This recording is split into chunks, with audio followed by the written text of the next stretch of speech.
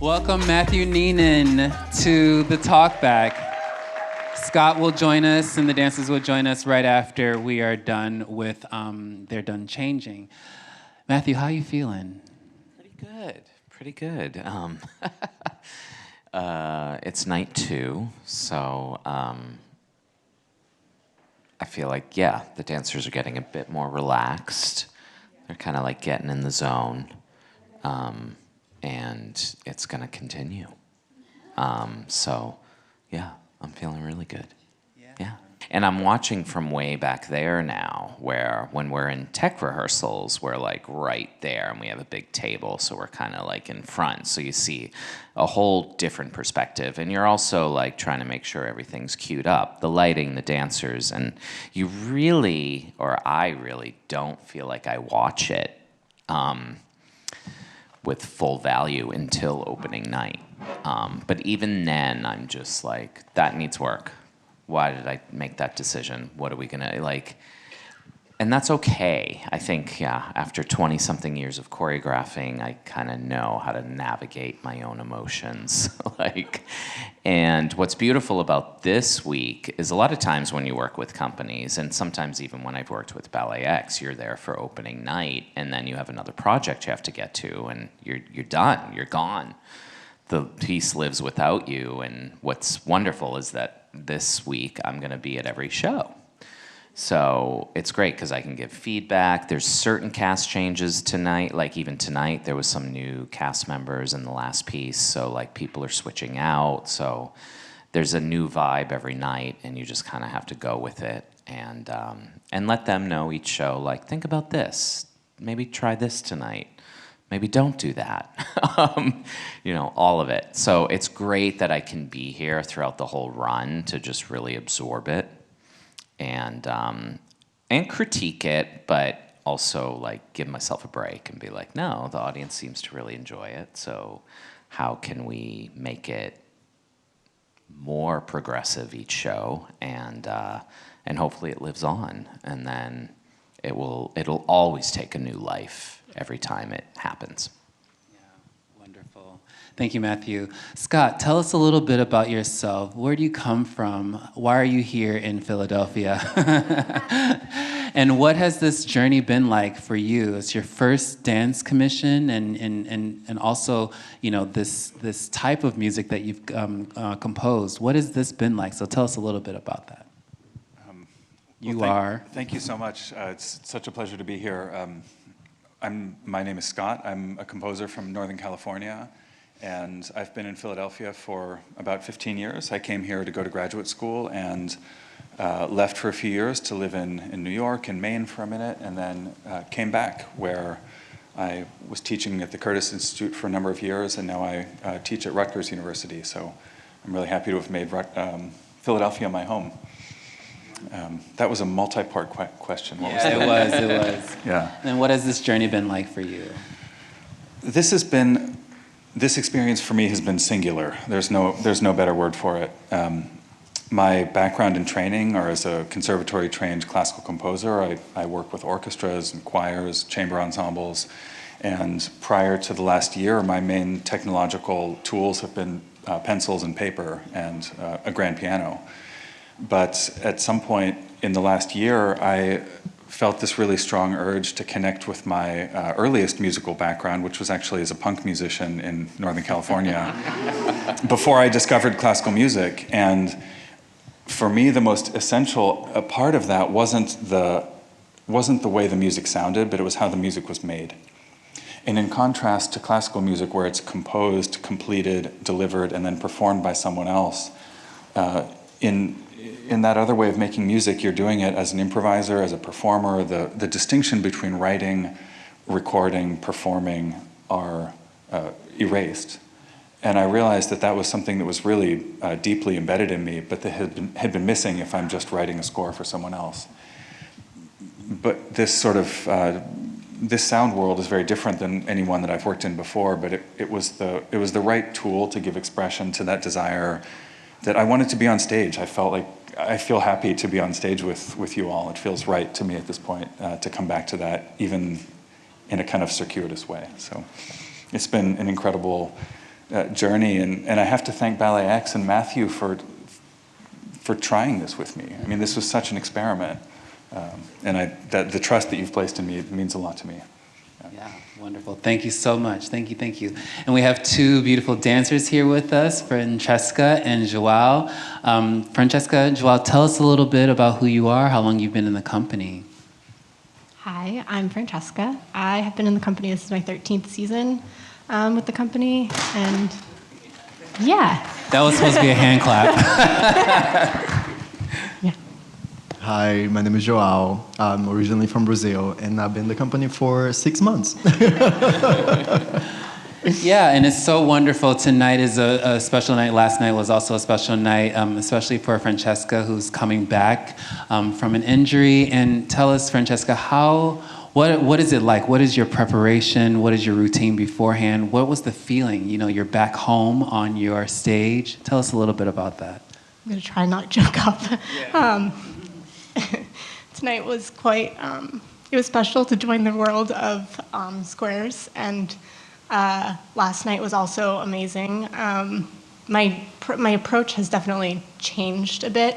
There's a lot of gratitude to be back up here. Not that there wasn't gratitude before, but it's just a deeper sense of gratitude.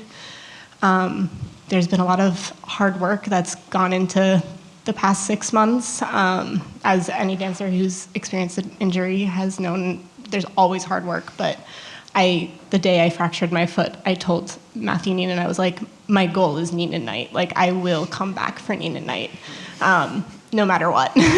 Even if it was just to, like, literally walk across the stage. And, yeah, so my focus is definitely different. There's a I don't want to say it's a cautiousness, but there's a bigger awareness of my body when I have a different way to set myself up for the shows. I'm definitely using my body more in a different way, I guess, and also just I've learned a lot of different tools that I think I will take with me throughout the rest of my career. So yeah, I'm just very grateful to be back up here. Wonderful. It's so nice to have you back on stage. It's just beautiful. Yes. Another round of applause. I'm going to stay with you a little bit, Francesca. So tell us, I mean, you've been in a lot of creative processes with Matthew. What has this process been like for you besides, coming back? But with Matthew, you know his journey as well. You've seen different iterations of him, although he's the same. So tell us a little bit about what it has been like in the past and what was this one like for you? So I watched the Show Me, which I was a part of 11 years ago. I was in the premiere, and then I did Broke Apart, and then I came out and watched Squares for the dress rehearsal.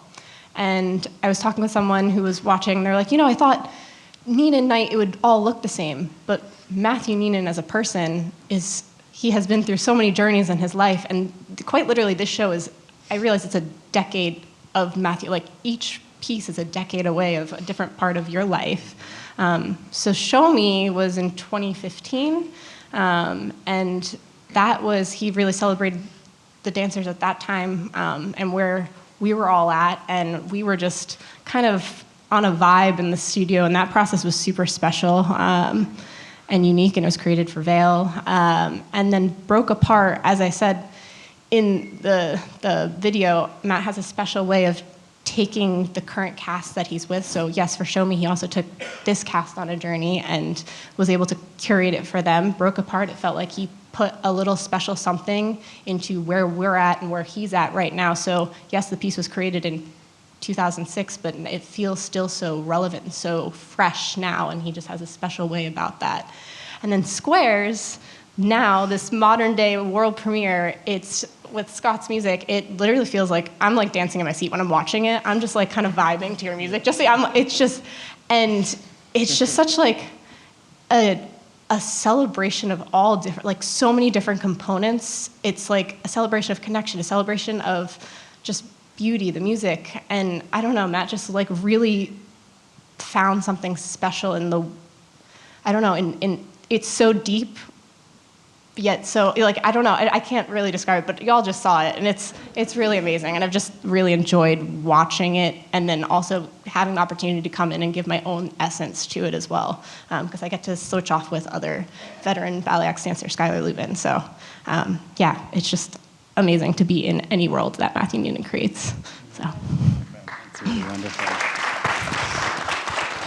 Joao, you come to us now, you're here 6 months and you've been in the company before and you've done more repertory work. And so what has it been like for you to come to the world of BalletX and to also come to the world of Matthew Noonan?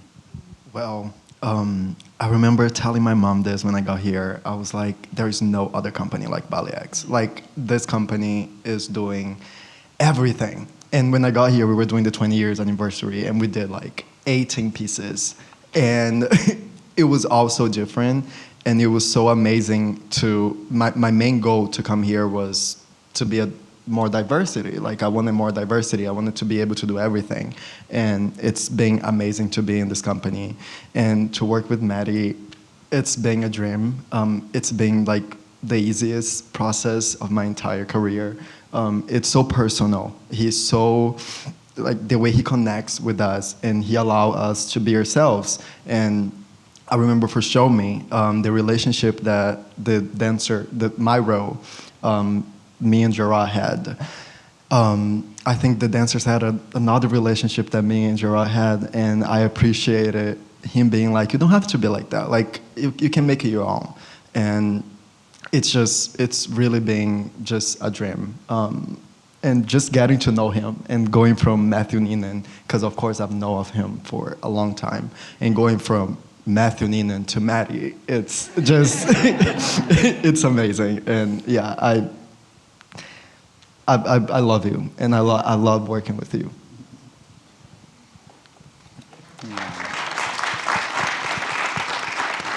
So Maddie, tell us a little bit. So what is a cue in your mind? You've been working with many dancers in major companies and small companies, and what is the cue to you, or what is a sign that a dancer really has made it their own? That really they've taken the ballet, as we say, taken it from you and really made it their own. Great question. Yeah, because to revisit work that you haven't done in 20 years it's weird. It's weird, and I think it's even in the program where I say, like, it's not me anymore. It's not, that was me when I was, still in my late 20s, and like I was a totally different person. And so I'm always struggling with, like, does this work? Should we still do it? Does it make sense? But then just what Francesca and Joao were saying, and I mean, Francesca, 13th season, and then even Broke Apart, which she premiered in. It's like, we did it even before your time. So it's like, it's bizarre. But then you have to kind of make it work. You're like, well, it's living for a reason. We don't necessarily have to make sure it looks exactly the same. What's most important is that it's for the dancers of right now and of this time in 2026. How do we make it just as relevant?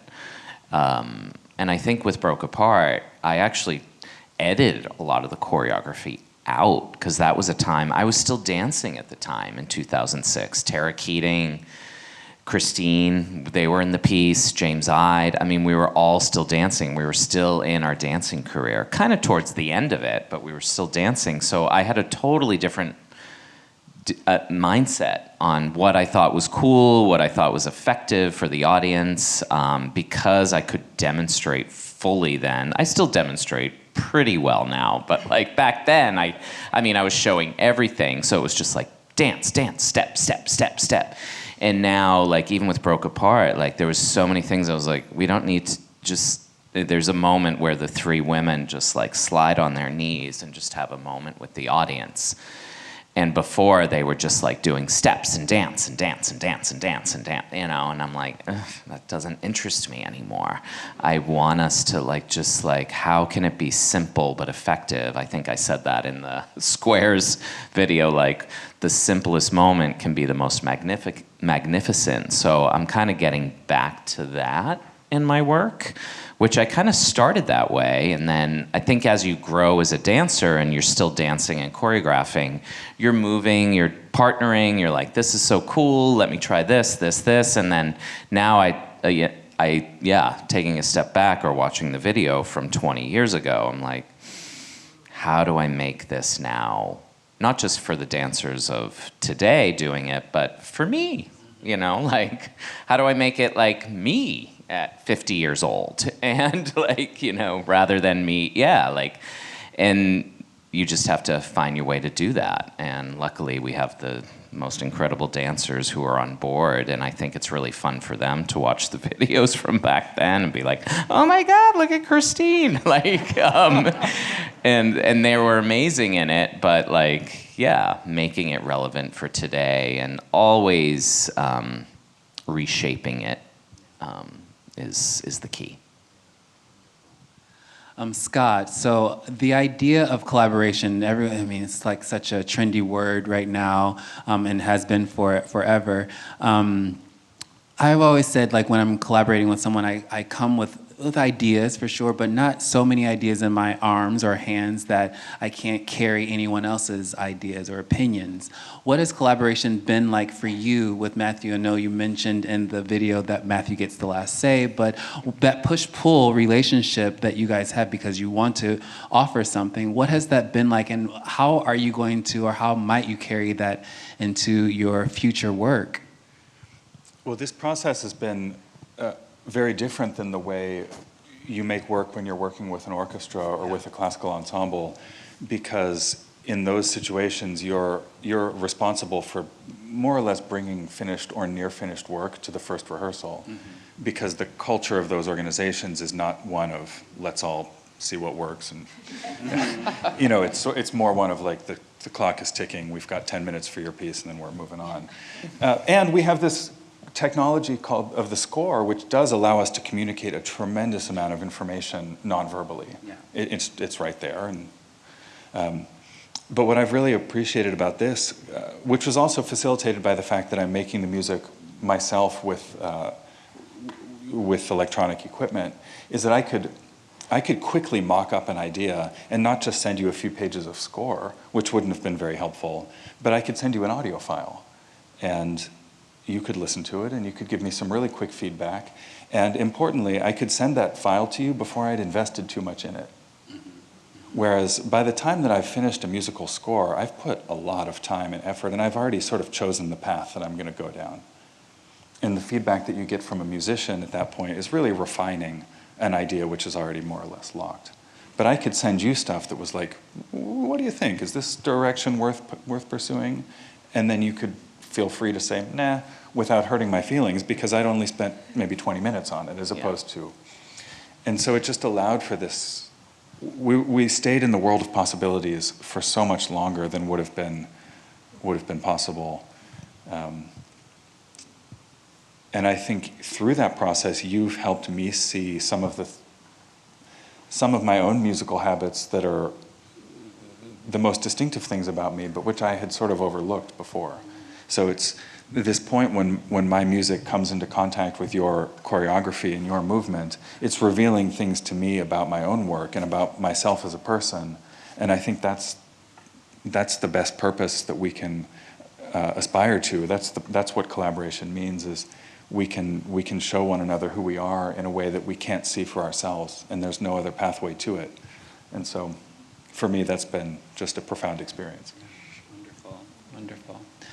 Francesca, in your 13 plus years as a professional dancer and dancing in many, many different theaters, you know, whether they are an intimate theater like this or at the Wilma, or something that's cavernous like the Harris in Chicago or the Kennedy Center or wherever, the audience's energy, how does that affect your performance itself? What does that give you, or take away, or anything like that? What is that like for you, the audience's energy?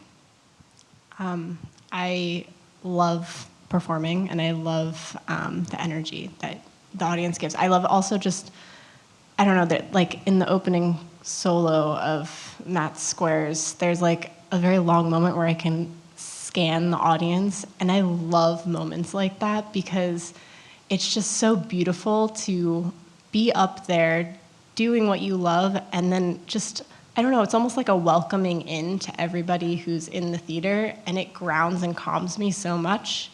And then there's also audiences where we just performed in Norfolk, and there was a lot of dance students. And it almost, I don't know if anyone has been to a dance competition before, but there's like a very specific energy that like all these teenage girls give. And it was like a rock concert. We entered the stage and they were like, wow, like any little thing. But honestly, that was my first of like a performance back. And I was like, this was the energy I needed, because I needed that hype energy. And that was also magical, but there's also a beautiful respect about a quiet audience who's just taking it all in, and just the energy at the end. It's just, I don't know, sometimes like when I'm bowing, it brings me to tears, just because it's just such a beautiful moment to like have that exchange of energy from the stage to the audience. So, yeah. Yeah. Joao, for you, I mean, you're such a generous dancer. And what is your relationship to the audience when you're there? Are you forgetting about them and you're just in your own world, or are you're feeding off of them? What is that like for you? What is your relationship to the audience? Being very honest, I feel like I get on my own world a little bit. I do love to hear, like, there are moments like Broke Apart when you, Ashley and Jerry does the horror. And it's just amazing to see, like, just like yesterday, I heard a wow from the audience, and same thing today. It's incredible. I do really love something about Philly. It's such an art city, and I love seeing faces, familiar faces, and it's so intimate. It's very intimate, and I have been discovering. I think I used to be very in my own world, and now like sometimes like I just love seeing familiar faces and being like, wow, like it makes me feel like I'm home a little bit, you know. Sure. Perhaps we have some questions in the audience. The question was, how important is it to us to have the intent perceived exactly, or having the audience interpret their own ideas?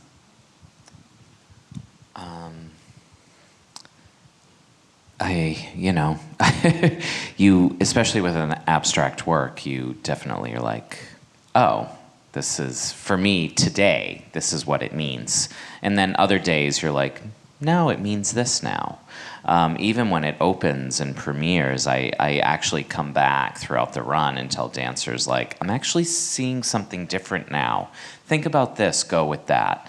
When you're working with a narrative, or where the concept is very strong from the beginning, you do have to be very distinct on telling the dancers, like, remember, it's about this, or you're telling the story this way. Don't go off too much. But with abstract work, you can allow them to kind of go off and see what it means to them, and then it becomes something completely different. And when people tell me after a show, like, oh, I really saw this, or I was really feeling this, or if there's anything in the current news, or in anything that's happening right now in the world, and people think like, oh, you were thinking about this, right? You were responding to what's happening right now with this in the world. And I'm like, well, I wasn't. But if you saw that, that's great. Like, yes, and you're right. Like, nothing's wrong. Like, you're absolutely right. I can totally see why you thought that. Squares was just a working title forever.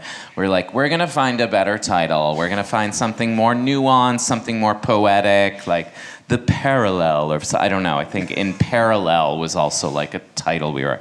And then like after a while, Scott was just like, can we just like call it Squares? I was like they're printing the programs like tomorrow. Yeah, they need it, and I was like, yeah. I'm like, it's Squares. It's about that's what it is, you know? So it's like, and squares can mean anything to anybody. So, yeah.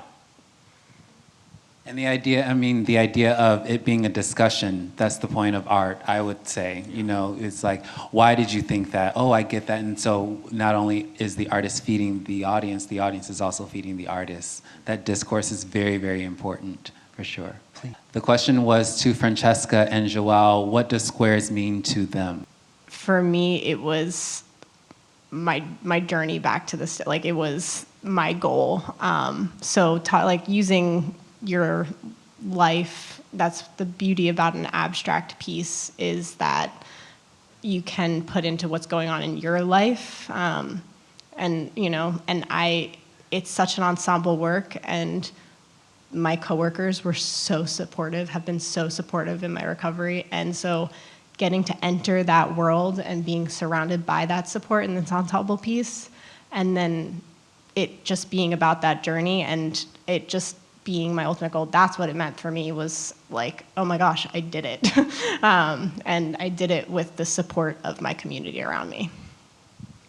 I think for me, I felt something different every time, because I felt like I was a different person every time I danced it, and I was feeling something different every day.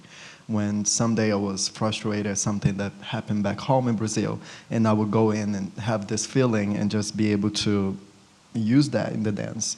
When the next day I was happy about, you know, life and about things that were happening, and I was just feeling the joy of dance. And usually I love telling stories, so at first I came in, I was like trying to make a story in my mind and just build something.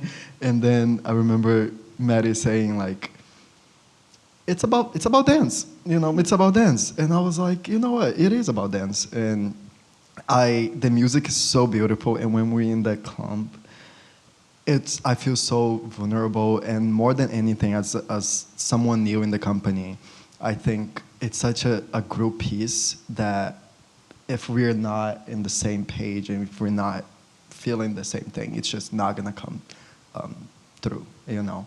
And I think it was very meaningful to be able to get in that own world of like, you know, like let's get together and it's 5, 6, and it was very incredible. And also I loved how in the beginning he said we had our little families, so like every color was a family.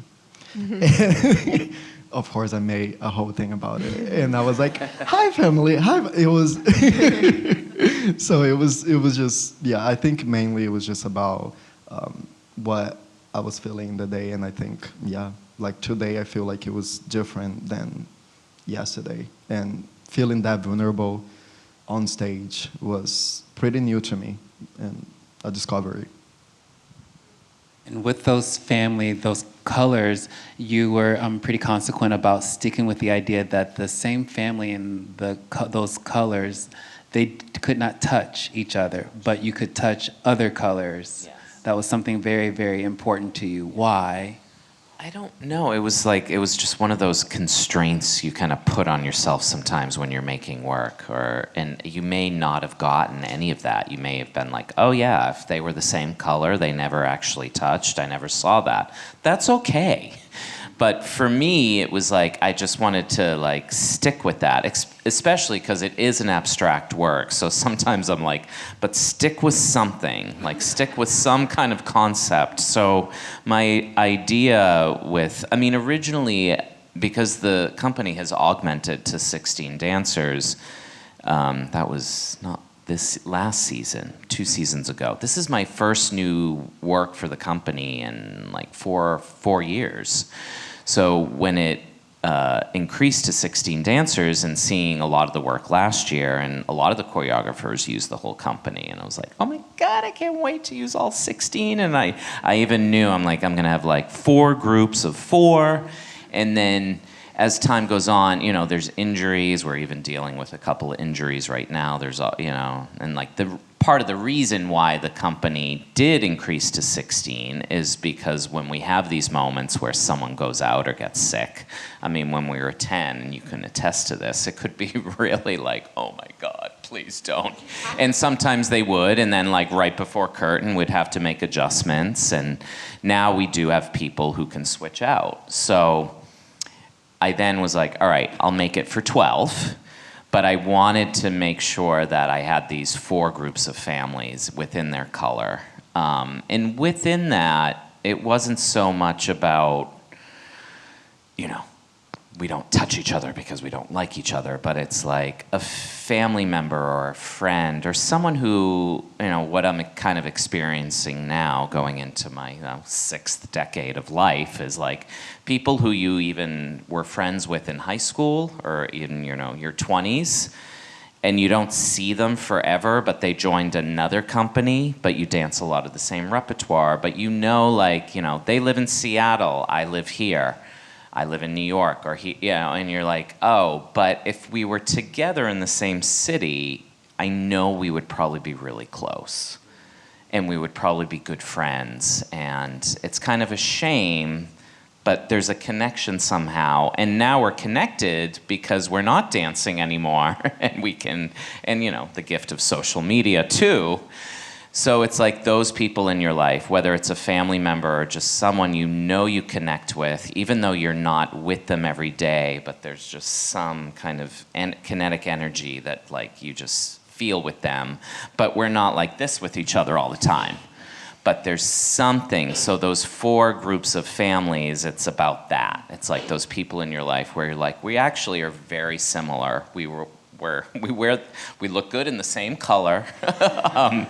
Whether we're, you know, no matter what, you know, skin color we are, like we look good together. We're the same person, and that's where the concept of that came. But then with the other colors, no, that's where they were allowed to touch. It's just like, yeah, a new color, like, oh, you're wearing black, I'm in blue. Like, oh my God, let's connect, you know? So it was like the simplest thing, you know, the dumbest thing, but that was kind of the main concept of the piece, where the colors couldn't touch, but they were together and related, and hopefully you saw that in the choreography where, you know, they were color coordinated, yeah, throughout. Yeah, but then back and then, You mentioned earlier, Neenan, about how you're not the same person that you were when you choreographed 20 years ago, because I remembered Broke Apart 20 years ago. And I remembered for 20 years because it was a piece I did not like. However, today I found myself asking, is this the same piece that I saw 20 years ago? Because I really enjoyed it. So I'm not in the same place that I was when I first saw it, which is unfortunate that BalletX is so dynamic. It doesn't repeat its pieces often. Right. So now I wonder, you know, where I am with some of your previous the company's previous pieces.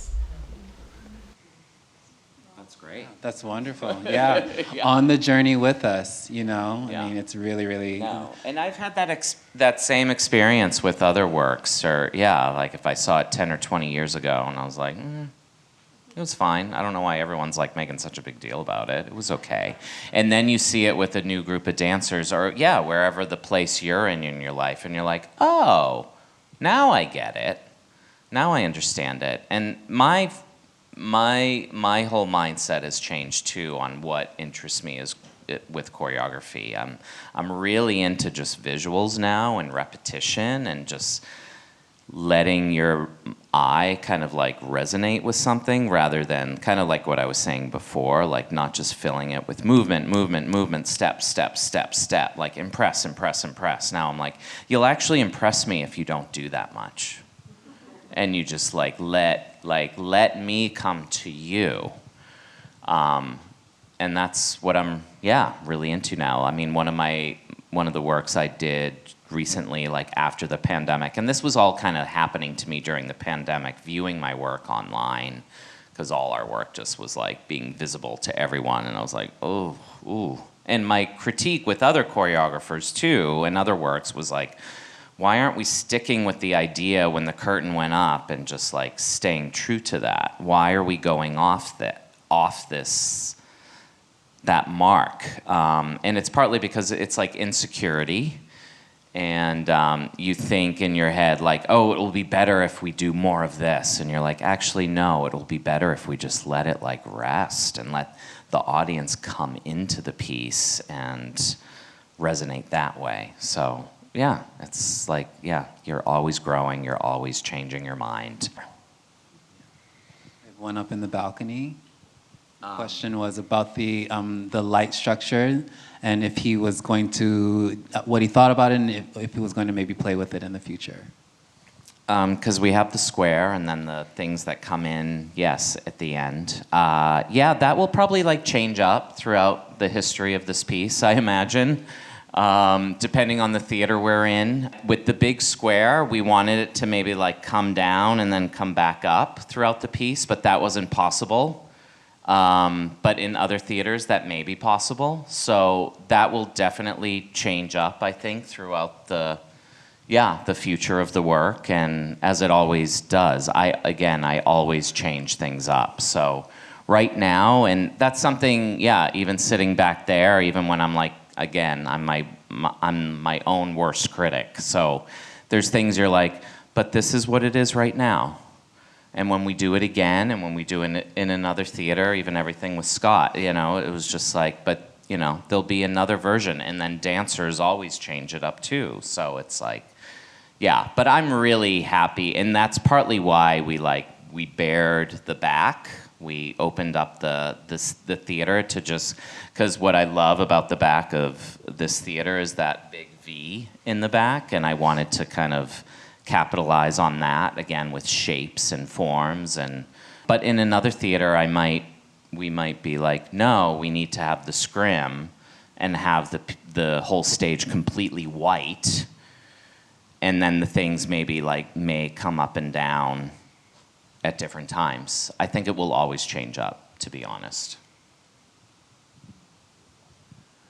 I think this was a really, really fantastic evening. We got a lot of great insight. Thank you all for joining us tonight, and hopefully we'll see you at another show. Have a great evening. Thank you.